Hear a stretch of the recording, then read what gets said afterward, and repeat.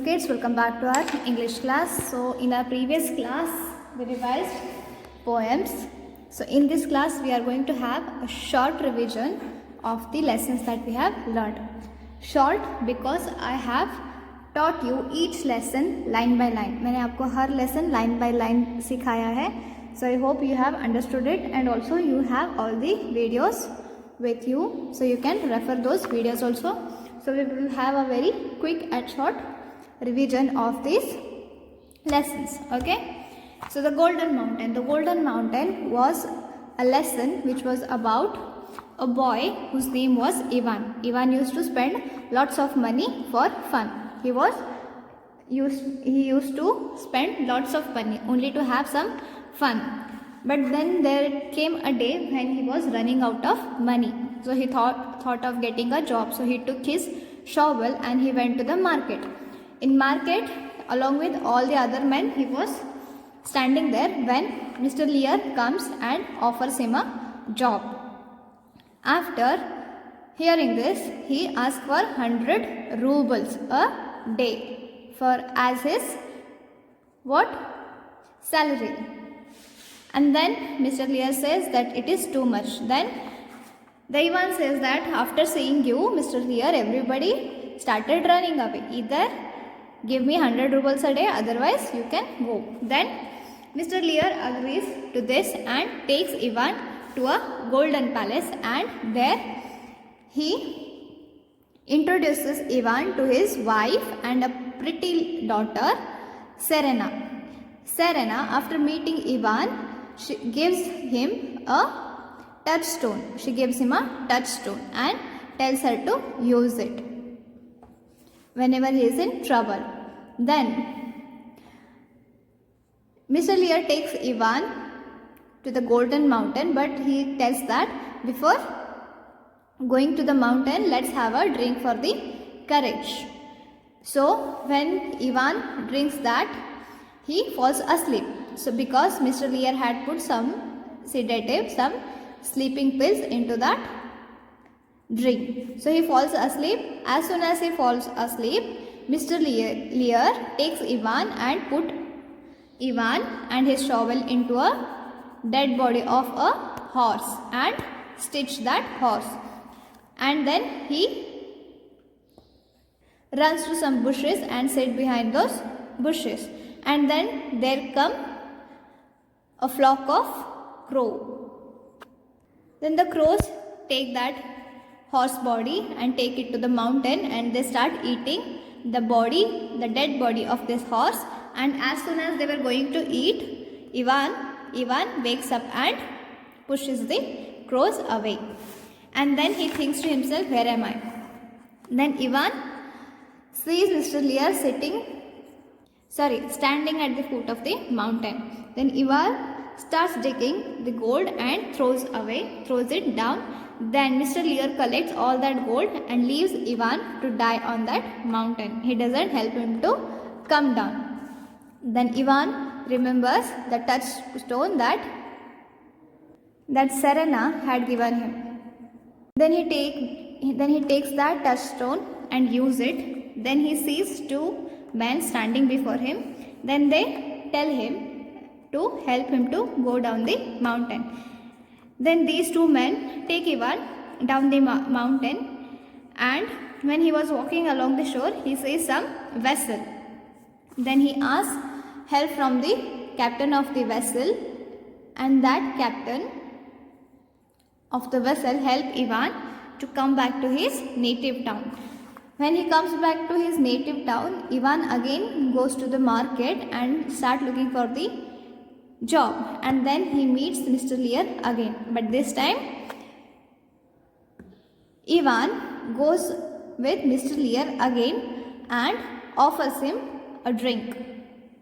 This time Mr. Lear falls asleep after drinking that, and as soon as he drinks that,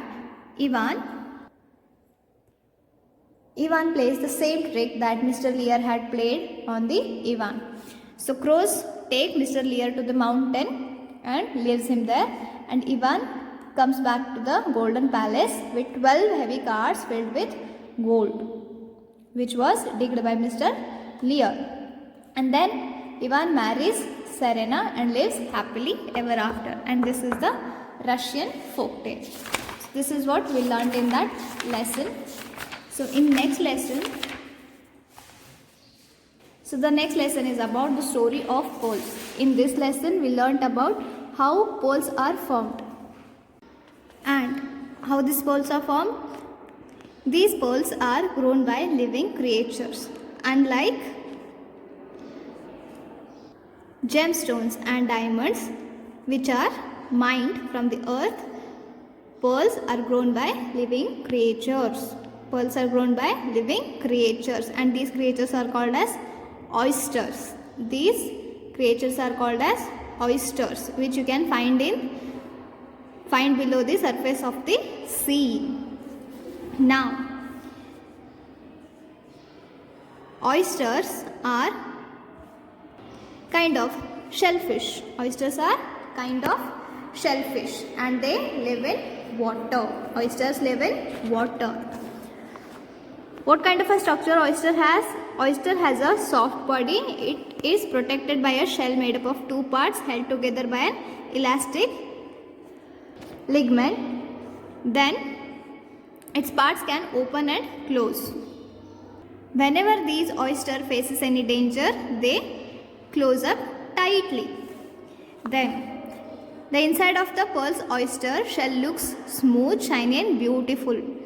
It is usually white with a tinge of other colors in it. This smooth shiny substance is called as nacre. This smooth and shiny substance is called as nacre. We also call it mother of pearl. This smooth and shiny structure, this smooth and shiny substance which you can find in oyster is called as nacre. We also call it mother of pearl. This substance is produced by oyster's mantle, and it is like a what? It is like skin like organ. Then long ago people used to think that pearls are made by raindrop. When the raindrop falls into open oyster, it forms as what? Pearl. It was the thinking of old people. People used to think that the pearls are made from raindrop, but this is a myth. It is not true. So how does this pearl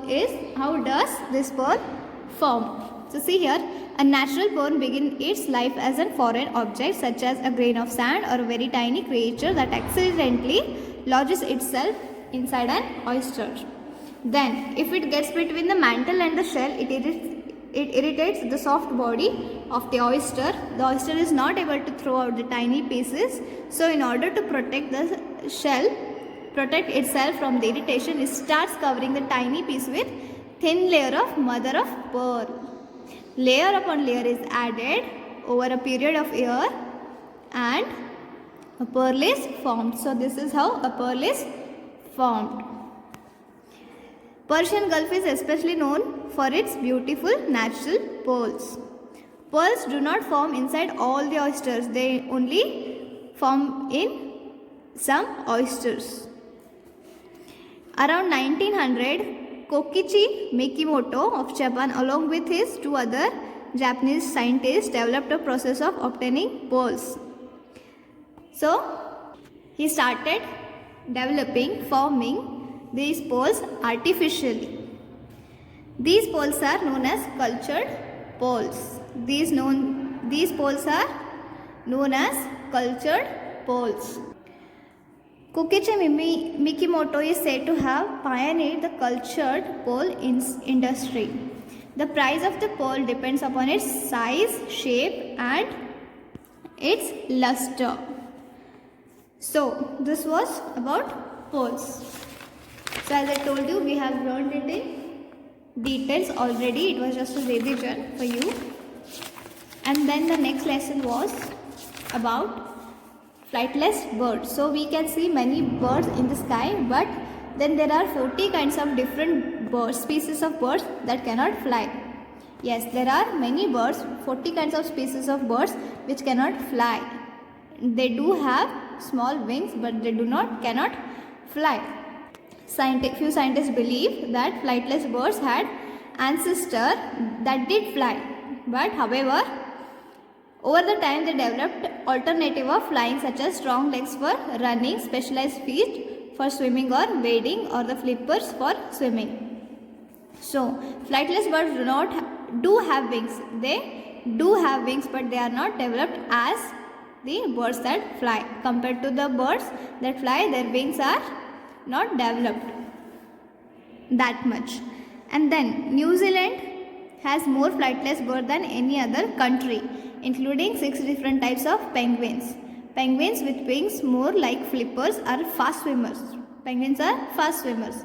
Then New Zealand also is home for small kiwi. Also 2 kinds of non-flying ducks and other heaviest parrot in the world, the endangered kakapo. What is kakapo?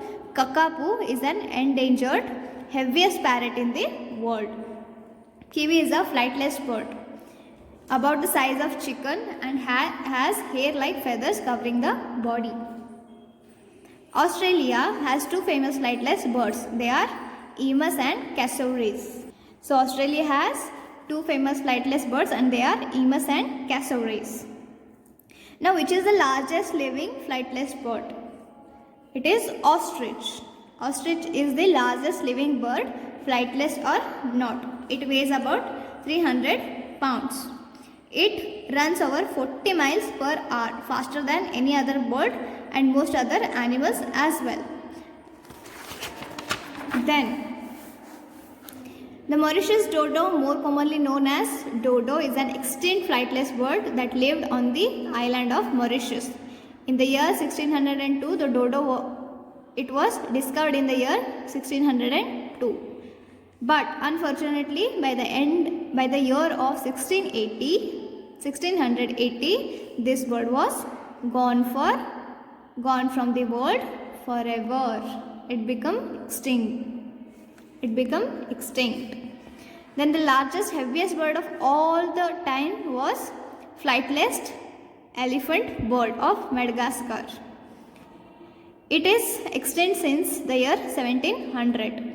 So even though these flightless birds cannot fly, all flightless birds have feathers. In fact, some have feathers on their body, all over their body.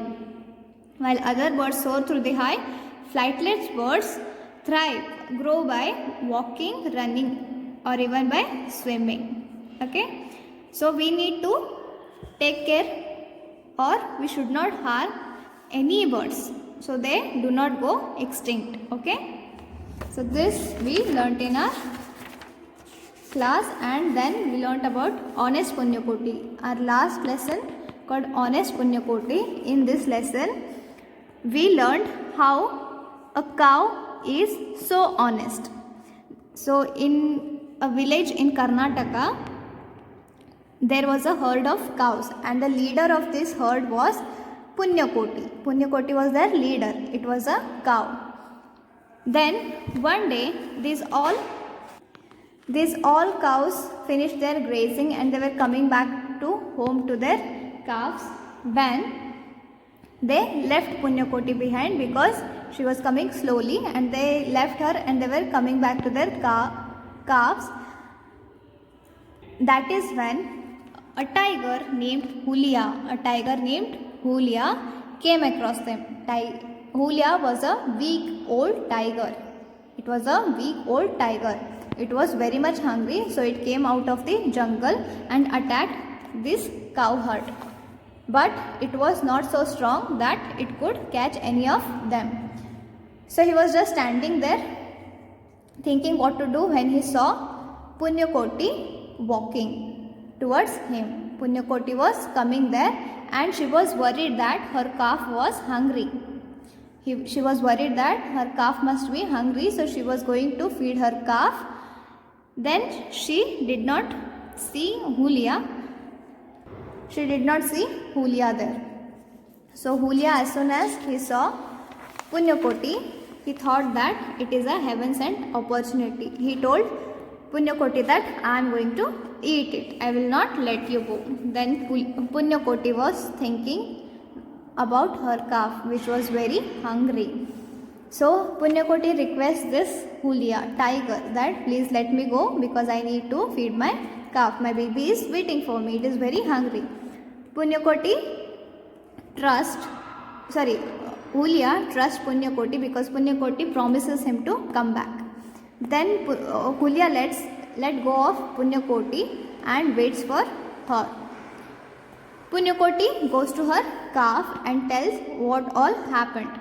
Then all the other cows also come and tell Punyakoti that do not go back, we will change the route. But she doesn't listen because for her trust is everything. For her trust is everything. So she goes back to Hulia, which was waiting for her. Hulia was thinking that it is a fool to let her go, but as soon as he sees Punyakoti coming back to him, he says that I cannot eat such a truthful and noble animal like you. You are like my own sister. Go, Punyakoti, go back to your child. Then he let Punyakoti go to her kid, her calf. So this is how Punyakoti goes back to her calf and feed it. So what did we learn here? Here we learned that honesty is always rewarded. Here we learned that honesty is always rewarded. You should always behave honestly. So this was all about our lesson. Okay, so I hope you have studied well and you will do well in your exams. So all the very best. Do good in exams and take care.